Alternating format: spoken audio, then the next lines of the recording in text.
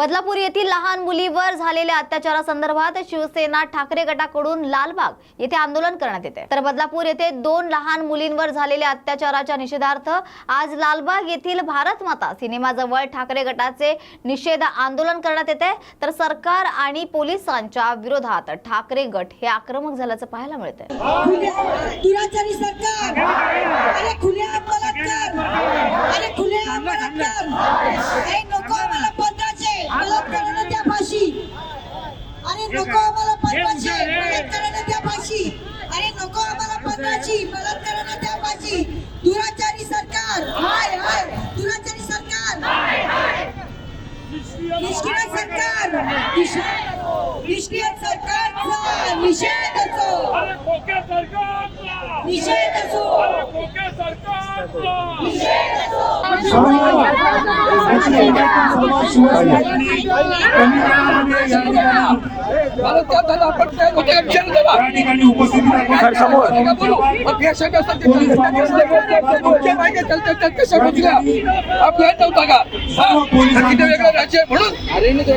शरम करावं। तुमचा तो वामन बोलतोय का माहिती पत्रकार केला तुझ्यावर बलात्कार झाला का तुम्हाला कॅमेरा लोक चीड आणि म्हणजे संतापजनक घटना आहे। महाराष्ट्राला क्रांती फिरणारी घटना आहे। हे सरकार महाराष्ट्राला लाचार करून अशा प्रकारचे अत्याचार कलंकित करते। हे सरकार केलं पाहिजे। मुख्यमंत्री म्हणतात की ज्या पद्धतीने लाडक्याबाईंचे पोस्टर घेऊन लोक आली त्यांची सुद्धा आम्ही चौकशी करू। सीसीटीव्ही मध्ये बेशरम आहे तो, मुळात बेशरम माणसं अशी बोलतात। त्यांनी त्याच्यावर बोललं पाहिजे त्या मुलीबद्दल। अशा घटनेला कोण कुठून आलं महत्वाचं नाही, सामाजिक प्रतिक्रिया कुठेही येऊ शकते। तुमच्या महिला कलकत्त्यात का गेल्या याचं उत्तर द्या, सांगू त्याला पहिलं गेली ना, गेले की नाही का? पुस्तक तुमची कोणतं धरली, कोणाची मीडियाची कोणतं धरली का? तुमच्या महिला कलकत्त्यात काय गेलेत, इथून गेलेत की नाही गेलेत ना, त्याचं उत्तर द्या म्हणून पहिले चालते। पालकांनी आणि पालकांबरोबर इतर पालक त्या सगळ्यांनी त्याच्यामध्ये सहभाग घेतला आणि त्या सहभागामध्ये एकच मागणी होती की अशा नराधमांना फास्ट ट्रॅक करून लवकर फाशी द्या। कारण ज्या लहान मुलांना पाणी पिण्याचा वेळ होतो किंवा स्कूलला जाण्याची जी लहान मुलांची वेळ आहे त्या वेळेत या नराधमांनी आपलं कार्य साधलेलं आहे। निश्चितच त्या सगळ्याला लॉकअप बंद केलं वगैरे हे सगळं आहे, परंतु आपलं जे सरकार आहे हे इतकं मशगूल आहे। जे अजय चौधरींनी सांगितलं की आजही निवडणूक घ्याव्या का ना घ्याव्या काय याच्यावरती विचार चाललाय। कुठल्या पक्षातला कोणाला घ्यायचं, कसं घ्यायचं, किती पैसे द्यायचं याचा विचार चाललाय। 150 रुपयात 1500 रुपयामध्ये महिलांना लाडकी बहीण, अरे पण मग ती लाडकी बहिणीची जी मुलगी आहे तिच्यावर एवढा मोठा अत्याचार होतोय। आज अकोल्यामध्ये 8 मुलींवर, 8वी आणि 9वीच्या 8 मुलींवर शिक्षकांनी अतिप्रसंग केलेला आहे। म्हणजे देऊळ सुरक्षित नाही, शाळा सुरक्षित नाही, त्याच्यानंतर जिथे काम करतो तिथे सुरक्षित नाही, ट्रेनमध्ये जातो सुरक्षित नाही, प्रवासामध्ये सुरक्षित नाही। मग गृहराज्यमंत्री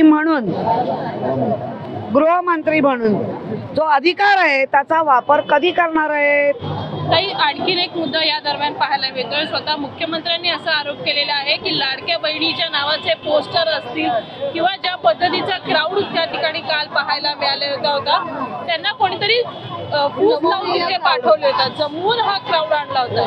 नाही, मुख्यमंत्री असले तरी ते माणूस आहेत। पडायला कोणी फूस लावली होती विचारा, माणूस आहेत। गुवाहाटी वाया सुरत इकडे तिकडे जाताना कोणी फूस लावली होती ते उत्तर द्या। तुम्हाला कोणी फूस लावली होती? तुम्ही म्हणताय आता फूस लावली, तर तुम्हाला कोणी फूस लावली? आणि तुम्ही वाया मार्गे जाऊन ही जी सत्ता स्थापन केली हरकत नाही, तुम्हाला ती लकला, परंतु खोटे आरोप करू नका। तुम्ही लाडल्या बहिणीमध्ये एवढे मशगूल आहात की तुम्हाला बाकी काही दिसतच नाहीये। इतका अत्याचार होत आहेत तर तुम्हाला ते दिसत नाहीयेत आणि कारण नसताना लाडल्या म्हणजे कुठूनही निगेटिव्ह तर निगेटिव्ह पण लाडल्या बहिणीच्या रेटा हा वाजलाच पाहिजे. हा जो काही त्यांचा एक प्रयत्न आहे तो मला वाटतं केविलवाणा प्रयत्न. ताई, चित्रा वाघ यांनी कोलकाताच्या प्रकरणामध्ये CSMTच्या ठिकाणी जाऊन कॅन्डल मार्च काढलेला होता, परंतु या संपूर्ण घटनेमध्ये पोलीस कारवाई करतील एक साधी भूमिका त्यांनी घेतलेली आहे. भाजपच्या महिला ब्रिगेड ज्या कायम ऍक्टिव्ह आपल्याला पाहायला मिळतात, या प्रकरणात मात्र थेट रस्त्यावर शिवसेना उतरली पण ते उतरलेले दिसत नाहीये. भाजप सोयीनुसार आपलं राजकारण करतं. भाजपची शाळा आहे ना, आणि ती मुळात भाजपची शाळा आहे. त्याच्यामध्ये वामन म्हात्रे हे ट्रस्टी आहेत म्हणून त्यांची हिंमत झाली. एका पत्रकार मुलीला काय बोलले, जाधव नावाची मुलगी आहे, तिला विचारतात तुझ्यावर रेप झाला का, म्हणजे शाब्दिक रेप केला ना, त्याच्यावरती आता खऱ्या अर्थाने गुन्हा दाखल करून जर कोणीच काही नाही केलं तर आम्ही जड याचिका दाखल करणार म्हणजे करणार. महिला पत्रकार सुद्धा आमच्या भगिनी आहेत, आमच्या मुली आहेत, त्यांना अशा वाऱ्यावर आम्ही सोडणार नाहीत. कारण या पत्रकार ज्या संस्थेत काम करतात त्यांचे वरचे विकले गेले असतील पण आम्ही आमच्या मुलींची आबरू राखण्यासाठी शिवसेना उद्धव बाळासाहेब ठाकरे मजबूत आहे.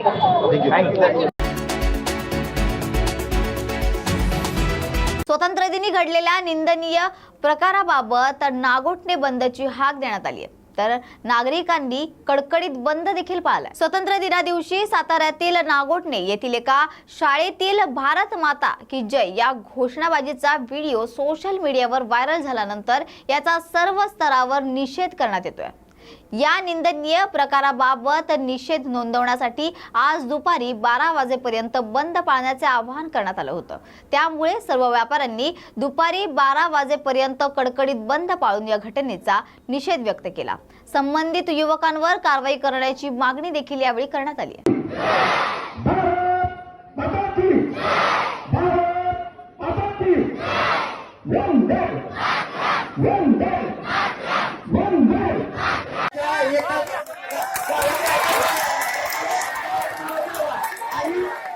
शाळा बंद झाली पाहिजे. आज अजंठावर विषय घ्या, आता गावात जायचं आहे मदरसा आपल्या गावात उर्दू आहे, आपल्या गावात 100 विद्यार्थी आहे, 100 शिक्षक आहे. आपल्याला त्याचा कुठलाही फायदा होत नाही आणि त्यांनी जो आपल्या महाराजबाजीला अपमान केलाय त्याला त्याचं प्रायश्चित्त झालंच पाहिजे, एवढीच अपेक्षा. तर बदलापूर अत्याचार प्रकरणातील आरोपी अक्षय शिंदे चे वकील पत्र न घेण्याचे वकील संघटनेकडून आवाहन केले जाते. तर बदलापूर मधील एका शाळेत 2 अल्पवयीन मुलींवर अत्याचार करणारा आरोपी अक्षय शिंदे सध्या पोलिसांच्या अटकेत आहे. या आरोपी अक्षय शिंदेचे वकील पत्र कुणी घेऊ नये असं आवाहन कल्याण वकील संघटनेतर्फे सर्व वकिलांना करण्यात आलंय. या प्रकरणाचा वकील संघटना जाहीर निषेध करते आणि आम्ही केलेल्या आवाहनाला वकिलांनी प्रतिसाद दिला आणि आरोपी अक्षय शिंदे यांचे आरोपपत्र कोणीही घेतलेले नाही अशी माहिती सध्या दिली जाते. सर, जे एक निंदनीय घटना घडली आहे त्या संदर्भात वकिलाने एक पाऊल उचललं आहे की कोणत्याही वकिलाने वकीलपत्र घेऊ नये असा काय निर्णय झाला आहे, काय सांगा साहेब? बदलापूर येथील घडलेली घटना ही अतिशय निंदनीय आहे, घृणास्पद आहे आणि हिंस्र श्वापदाला लाजवणारी घटना आहे.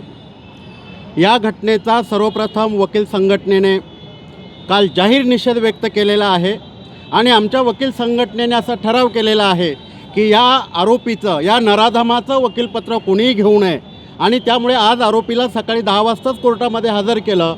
आमचे कोणीही वकिलांनी त्याचं वकीलपत्र घेतलेलं नाही आहे. आमच्या आव्हानाला त्यांनी प्रतिसाद दिलेला आहे. तुमचं नाव सर?